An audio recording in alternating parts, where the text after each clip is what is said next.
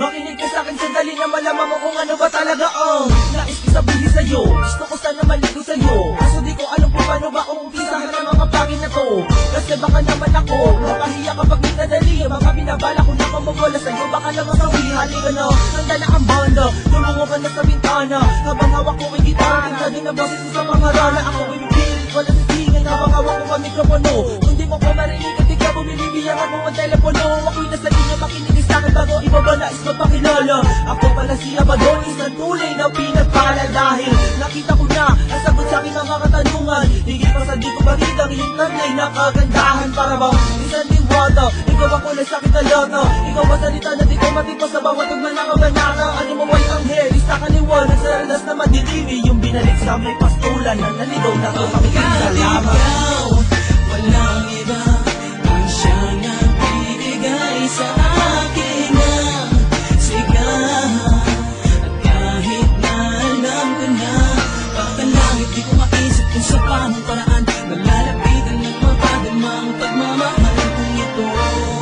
Sana'y malaman mo ang suyo kong ito ay totoo. Pinipilit kita na maabot ang ikatuka man ang ating pagitan. Pinipilit kong gumawa ng liham kahit nasulat ko ay may kapangitan. Pinipilit ko na makarating at maiparating sa iyo ang balita. Ano man ang pilit ko, anong saysay kung di mo nakita. Nandiligaw ako sa iyo kahit may halata na may bola. Sinusuyo kita gamit ang salita na makulay na parang payola. Ginagawa ko ang lahat para lang maiparating sa iyo na ang buong pagkatao ko at puso ko'y sa'yo na. Kaya tayo na sa inyong bahay. Ako ay akit ng ligaw. Alam ko naman na batid mo na, pero ang gusto ko'y malinaw. Gusto ko ay legal, hindi sa kanto tayo magkikita. Kung sa tingin mo ay masama ang intensyon ko na kung mali ang mali ng aking hangarin na parang sariwang hangin. Kung ako ay papalari na ika'y mapasa akin ay lahat ang iyong magustuhan ko sa loob ng sasakyan. Walang daing na maririnig, hindi kita sasakyan pangako. Ikaw, walang iba ang siyang nagbibigay sa akin ng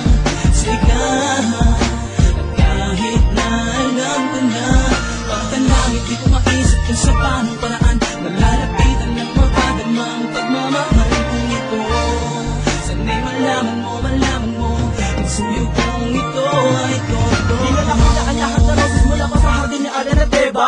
Sinaulo na ang lahat ng tulad na makataan naman ang tema. Sinuot ko na bagong gamit, wala na tumatrason, wala na teka. Kabisado ko na ang mga kataga, pero masandali ng yung tenga. Kinig ka sa aking mabuti, walang Ingles, purong Tagalog. Napakalakas ng aking dating sa aking suot na parang Tagalog. Pwede ko mapahawakan ng iyong kamay, suot mo ang sing-sing na sinipis man ng tingting. Pero sa gitna ay merong bling-bling.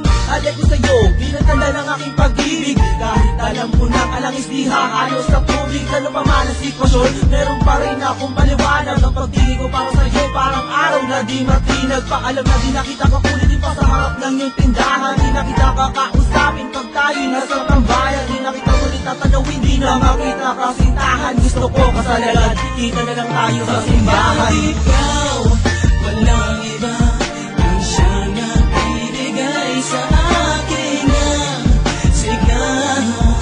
At kahit na alam ko na pagkalangit, di ko maisip kung sa paanong paraan malalapitan at mapadama ang pagmamahal kong ito. Sana'y malaman mo ang suyo kong ito ay totoo. Ikaw, walang iba ang siyang nagbibigay sa akin ng sigahan.